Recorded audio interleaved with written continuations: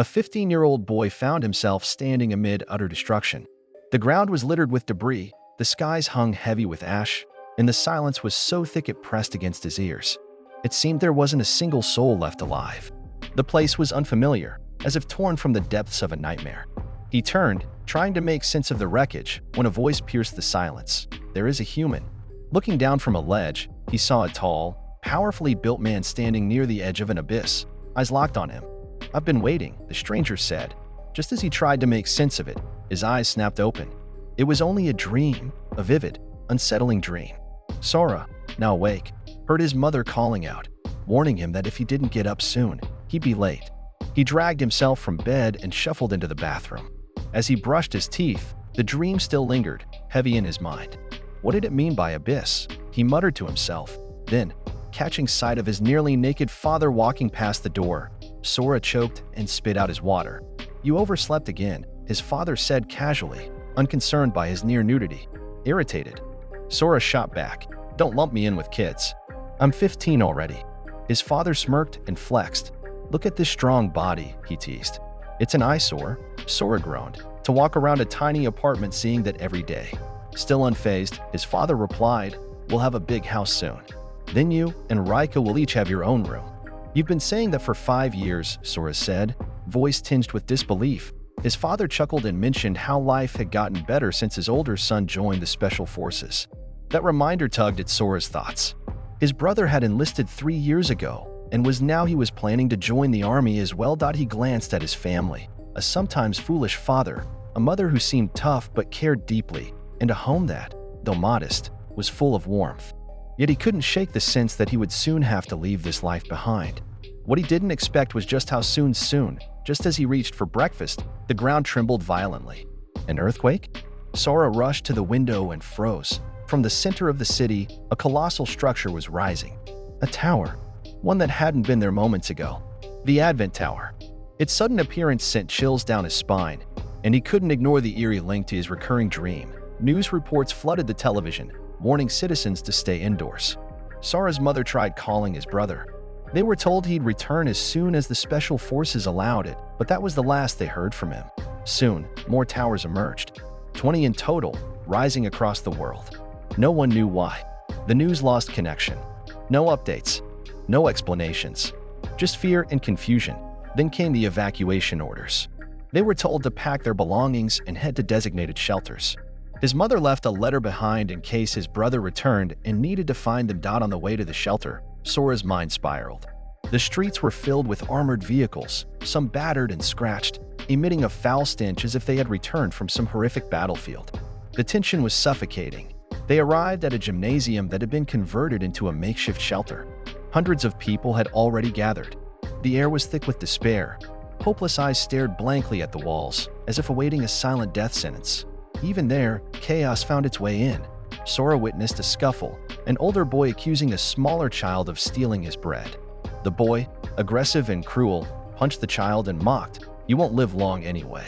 Hand it over." Terrified, the child gave in. Sora's father intervened. He stepped forward calmly. The bully, arrogant, dismissed him with a sneer, calling him a geezer. But in one swift motion, a single kick sent the boy flying across the floor. He retrieved the bread and handed it back to the frightened child. Sora recognized the bully instantly. He was Kagawa Eiji, the same boy who had made his life miserable at school. His father leaned toward him. "I'll keep an eye on him," he said firmly. 2 tense days passed in the shelter. Then came another disruption. The armed forces barged in without warning. "Everyone out. Into the vans. Now," one of the officers shouted. Confusion erupted. "Why? What's happening?" voices cried. "There's no time. Move." Sora felt dread sinking in. Something was wrong, terribly wrong. He urged his parents to obey quickly. The walls collapsed as monstrous creatures tore through them. Inhuman beasts armed with grotesque weapons, their eyes radiating bloodlust. Screams erupted. The shelter, meant to protect them, had become a slaughterhouse. The military tried to fight back, but it was futile. The monsters advanced with terrifying force, cutting down everyone in their path. Sora stood frozen, the world spinning around him. The dream, the abyss, the voice, it had all been a warning. A foreshadowing of the horror that had now become reality. Sora ran as fast as his legs could carry him, the echo of his parents' voices urging him onward still ringing in his ears. The world around him was chaos, people screaming, buildings shaking, and monstrous shadows looming in the distance. His parents managed to climb into one of the military vans, but Sora was a step too late. The van was already overflowing with terrified refugees, packed shoulder to shoulder. As Sora reached for his father's outstretched hand, the surrounding people began shouting and pushing, demanding the man throw the boy off to make space. Realizing the danger his father faced, Sora made a quick decision. "I'll find another van," he yelled, yanking his hand free before his father could stop him. It was the only thing he could do. He darted toward the remaining vans, checking each one frantically, but they too were bursting with desperate bodies. Only the last vehicle had any space left. As he approached, a hand reached out and pulled him aboard. Relieved, Sora looked up and began to thank the stranger, only to freeze when he saw the face. It was Kagawa Eiji. Eiji gave him a crooked smile. "Don't thank me. Thank your father," he sneered. "You'll be dying in his place." Before Sora could react, Eiji shoved him backward with brutal force. Sora tumbled out of the van, slamming into the hard ground. Screams erupted around him as people surged forward, stepping on him in their desperation. He cried out for help, but no one came. He was just another body in the chaos. As he struggled to rise, his vision blurred and pain seared through his skull.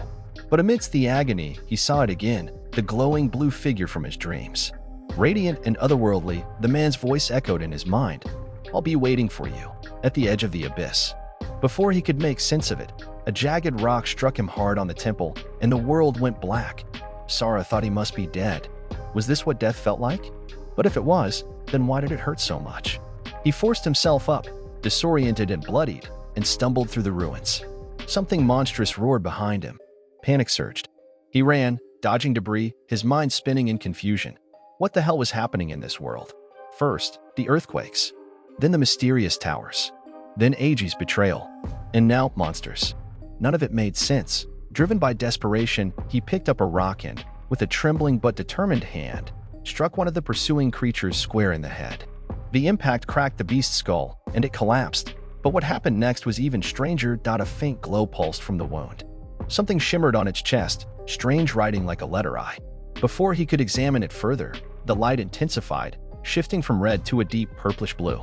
Suddenly, a diamond-like shard emerged from the creature's chest and shot straight into Sora's body. The moment it entered him, a wave of warmth and strength coursed through his veins. His injuries began to heal. His vision cleared. He could feel his muscles strengthen, his senses sharpen. It was like something out of a video game. Defeat a monster, gain its power. But how was that possible? He looked around and realized he was no longer near the shelter. The city was gone. Instead, he was standing on an island, smoke swirling in the air like a curtain separating him from the world he knew. No other human was in sight. Had some force transported him here?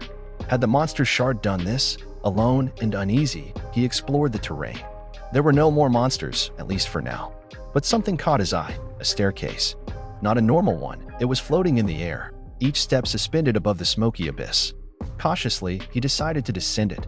Each step creaked under his weight, and he gripped the air for balance, half expecting it to vanish beneath him. A thought surfaced. Monsters in games always appeared at these moments when the player was most vulnerable. What if he fell? Would he respawn? But was this even a game? He didn't have answers. Only more questions. At the foot of the stairs, a cave mouth yawned open, shadowed and mysterious. Curiosity outweighed fear. He stepped inside. There, at the center, was a torch, its flame dancing silently. Beneath it, a stone slab. And carved into the slab was writing. Ancient, cryptic, pulsing faintly in the torchlight. Whatever lay ahead, Sora knew this was only the beginning.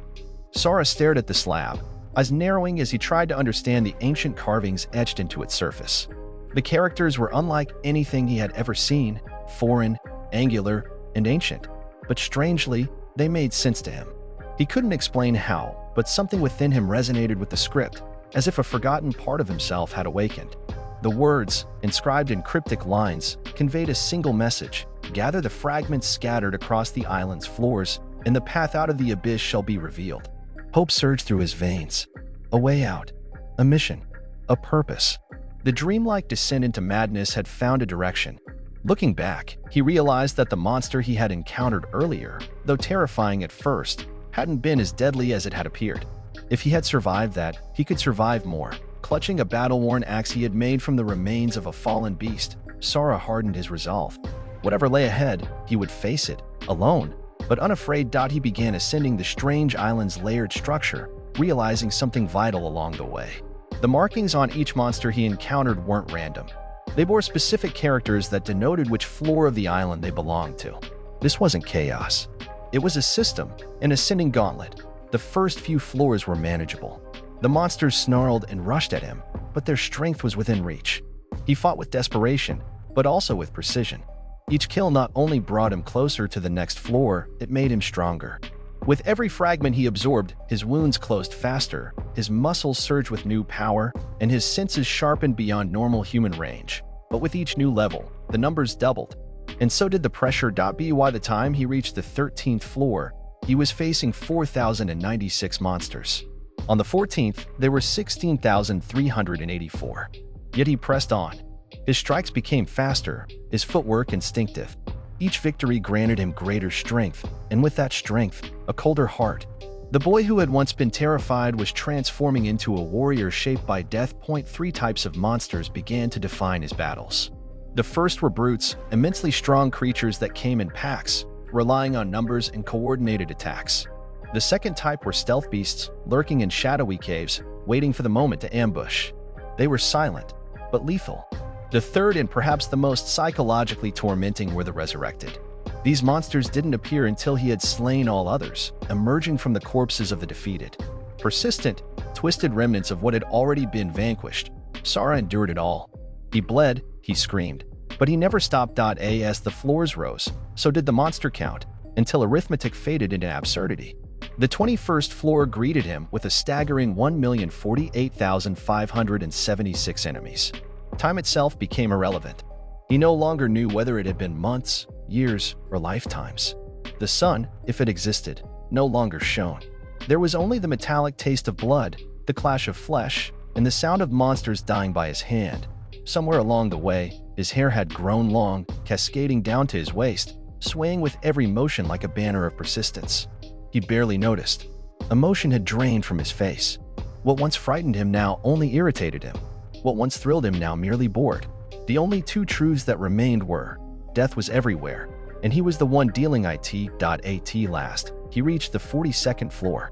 The number of monsters here defied imagination. 2,199,023,255,552. But numbers meant nothing anymore. He was more than a survivor now. He was a force. The final monster of this floor stood apart from the rest. It shimmered in brilliant hues, glistening like obsidian and lightning merged into one. Flashy, agile, yet commanding a powerful presence. Sora studied it, sensing something different, something important. Could this be it? He whispered aloud. The key to escaping this damned abyss? Without hesitation, he lunged. Axe gleaming, body honed to perfection, he met the monster head-on. Their clash sent shockwaves through the air, but to Sora, it was only another opponent. A few strikes, precise and lethal, and the beast fell, slain like all the others before it. But no key emerged. No fragment. Nothing. Panting, body slick with sweat and blood, Sora knelt beside the fallen creature. "Where is it?" he murmured, shaking its corpse. "Where's the key?" There was no answer. The monster, like countless others, disintegrated into ash, and Sora, exhausted and disillusioned, was left to wonder if the path to freedom had ever existed at all. From the ashes of civilization, some awakened, changed by the trauma, touched by a mysterious system, and granted abilities far beyond normal human limits. They came to be known as the Awakened. With their powers, they organized themselves into hunter guilds. The world, though scarred, began to reorganize. A new order replaced the old, enforced by steel, skill, and system-regulated rules. In the shadow of one of the great towers, a level 19 hunter named Usanazaki was running for her life. Her breathing was ragged, her feet barely gripping the crumbled earth as she fled through the twisted cityscape. Behind her, a pack of other hunters pursued her, shouting for her to surrender the scroll she carried, the coveted advanced level scroll. "Give it up, you," one of them yelled, but nothing could make her stop. Her eyes were fixed forward, her grip tight on the scroll, knuckles white with strain. She pushed herself faster, yet her flight was short-lived. A rope suddenly wrapped around her ankle, flung from behind. She crashed to the ground with a painful thud, dust swirling around her as her attackers closed in. Elsewhere, deep within the hidden folds of the abyss, Sara stood at the edge of an exit. After endless battles, years of isolation, and mountains of slain monsters, he had finally found it, a breach. Through the haze, he watched as a small dog trotted casually through the rift. Freedom was no longer a dream. It was real, and nothing could stop him now. Back near one of Earth's remaining cities, the drama with you was escalating. Surrounded by hunters, she struggled to her knees, clutching the scroll as if her life depended on it, which it did. Towering above her, Aika, a level 34 druid, stepped forward with a calm but firm voice. That scroll's a level 60 relic. You're only level 15. You can't use it. Give it to us. Beside her, Chuji Shu, a level 35 swordsman, clenched his fists. This is your last chance. If you don't hand it over, I won't show mercy. Aika cast him a warning glare. There won't be any killings today. You know the law. You stood, defiant despite her bruises. It's forbidden to attack another hunter, she shot back. We all agreed. But Shisai Tashida, a level 38 barbarian and easily the most fearsome among them, scoffed. His towering frame exuded authority and brute strength. I am the law, he said coldly. And I say you hand it over. Now. The tension cracked the air like lightning. But as the group closed in, Aika's eyes widened. She's doing a forced summoning, she cried. Everyone froze. Stop her. Chuji barked. The monsters can't be controlled if you summon without a proper pact. Yu's voice shook, but her eyes blazed with fury. If I'm going to die, I'll take you all down with me. The scroll activated, erupting in a dazzling flare of blue light.